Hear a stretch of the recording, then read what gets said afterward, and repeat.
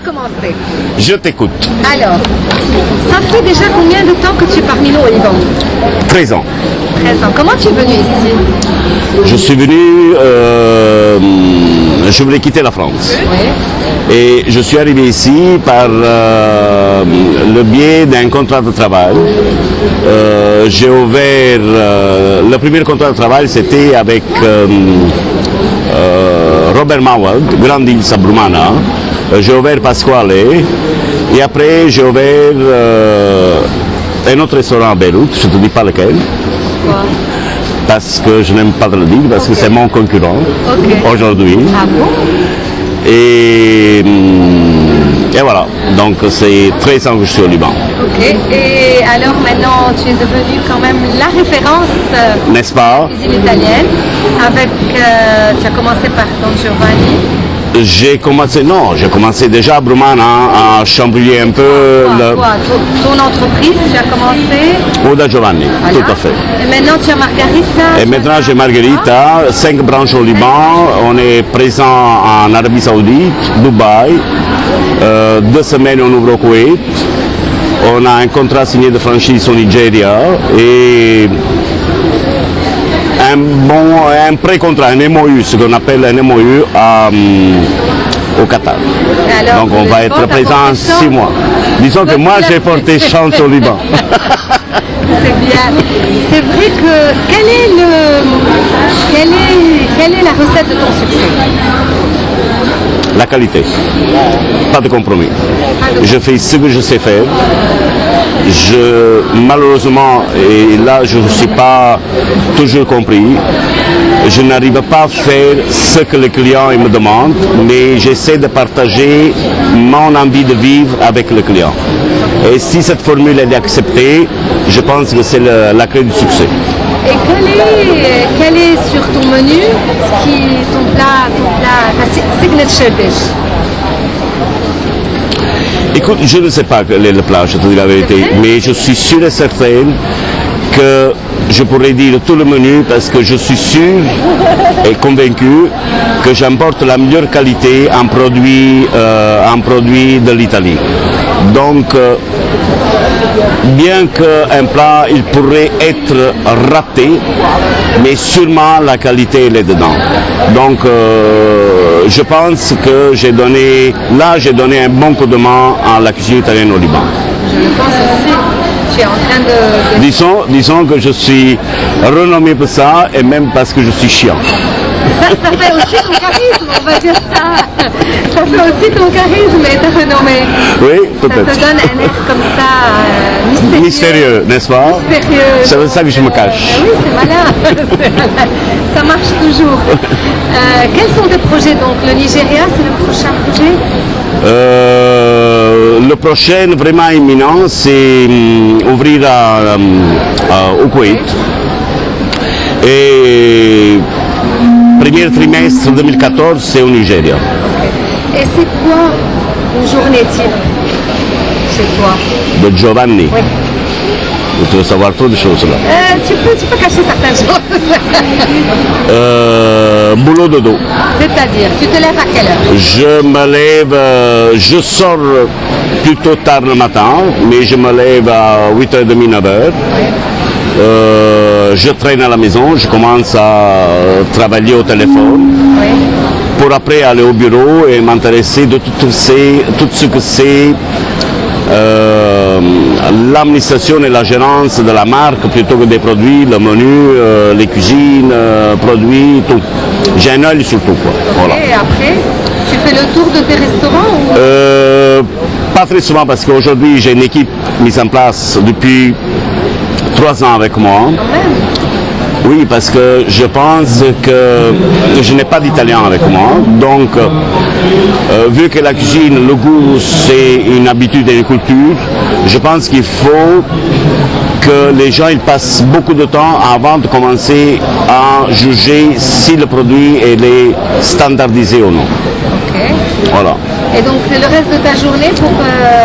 Et le reste de ma journée, je ne te le dis pas. Tout le de ta journée? Tu ne travailles pas? Non, je travaille jusqu'à 8h, 9h, 10h. Et quand je vais, c'est vrai que l'été, j'ai passé beaucoup de temps à Jounier, dans la branche de Jounier. Qui est magnifique. Elle est très magnifique, vraiment très belle. Et donc, parce que j'aime la mer, j'aime la terrasse sous la mer et tout ça, donc j'ai passé du beau temps à Jounier. Et donc je restais jusqu'à... les tables à côté de l'eau. À Jounier, tu peux réserver. À côté de l'eau? Parce que c'est à Jounier, on a fait, comment on dit, une exception à la règle, parce qu'elle est très grande. Donc, pour donner la possibilité, parce que je comprends que si quelqu'un se déplace de Beyrouth, pour arriver à Jounier, il faut certaines fois même 1 heure de temps. Venir là et dire « désolé, j'ai pas la place », c'est un peu quand même pas sympathique vis-à-vis du client. Donc, on a pris une partie de la terrasse et on l'a mis à la disposition des réservations. Voilà. Les produits, tu les amènes en direct ou tu actives Je pourrais te dire en direct. Je te dis pourquoi, parce que je n'ai pas de logistique aujourd'hui pour emporter, pas encore. C'est quelque chose que je me promets de faire. Mais j'ai un des associés avec moi, qui est déjà un grossiste en produits alimentaires italiens, et que moi je lui dis quel produit, et lui, parce qu'il est déjà organisé en logistique, il m'emporte le produit. Donc je pourrais te dire que j'emporte directement, mais c'est que par faute de logistique que j'amène à travers quelqu'un. Voilà. Et tu as combien de personnes dans ton équipe? Aujourd'hui, je gère, disons que j'ai une équipe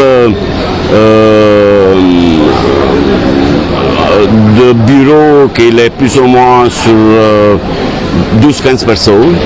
On a un département comptable, comme un département de marketing et suivi de la clientèle. On a des operation managers, quelqu'un qui s'occupe que des franchises, des franchisés. Et après, dans le restaurant, j'ai une 50aine de personnes. Donc en tout, j'ai 60-70 personnes. Quand même, c'est une grande entreprise. C'est beaucoup de responsabilités vis-à-vis d'eux. Oui, c'est vrai. J'ai d'autres questions, un autre type. Qu'est-ce qui t'a inspiré de rentrer dans la restauration? Tu as fait des études de restauration? Pas du tout. Chef, comment tu es venu? Pour passion. Par passion. Ouais, tu faisais quoi? Tu as fait quoi comme études? En études, moi j'ai fait des études de comptabilité que je n'ai pas terminées. J'étais fils à papa, donc je ne faisais rien du tout, je m'amusais. Et quand j'ai commencé à comprendre ou à penser que je voulais me connaître, je voulais savoir qu'est-ce que j'étais, je me suis jeté dans la cuisine. Comme ça? Comme ça. Et quel est ton chef, ton idole de chef, des gens que tu admires, tu en aurais? Des gens dont tu aimes le travail? Je n'aime pas faire un nom, mais tous gens au fourneau avec passion. Tous les gens qui travaillent dans une cuisine, qu'ils font le plat comme si eux-mêmes ils doivent le manger, ça sont mes idoles. Pas de nom en particulier? Non. Je pourrais faire des noms, 3 étoiles, 2 étoiles, mais ça ne vaut pas la peine. Ok. Quels sont les challenges auxquels tu fais face maintenant?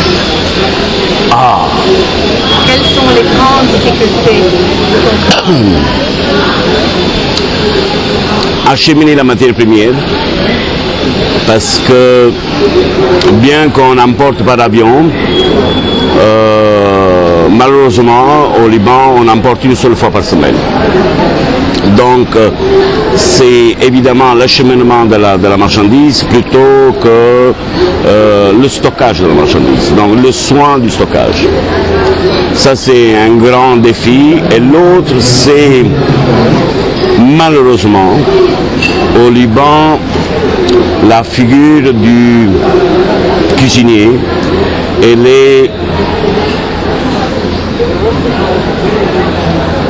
n'est pas tenue en considération.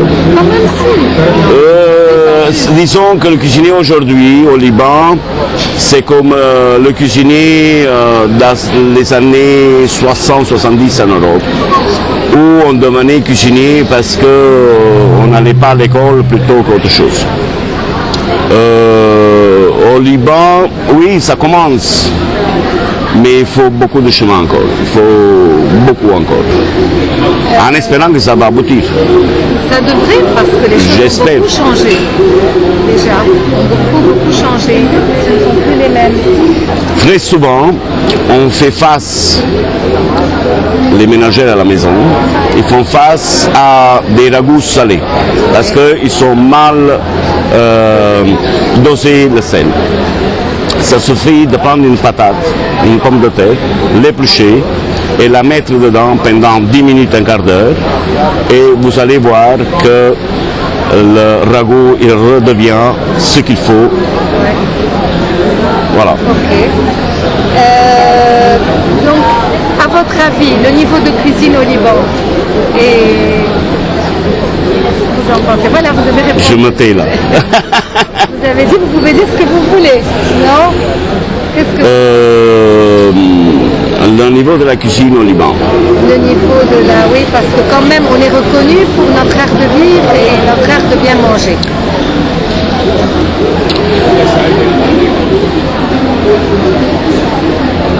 Écoutez, si je regarde la cuisine libanaise dans les restaurants libanais, je trouve qu'à 99%, c'est la même partout. Personne il s'est pris un défi où personne il a eu le courage d'aller plus loin de ce que c'est l'hummus, le tabal et autre chose.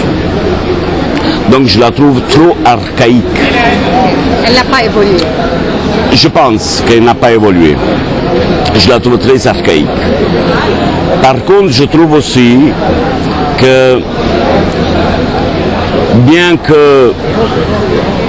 qu'elle a évolué dans ces derniers 10 ans, la cuisine européenne ou étrangère, je trouve que, évidemment, même à cause des problèmes sociopolitiques au Liban, je trouve que le Liban il a encore besoin de beaucoup de main-d'œuvre étrangère pour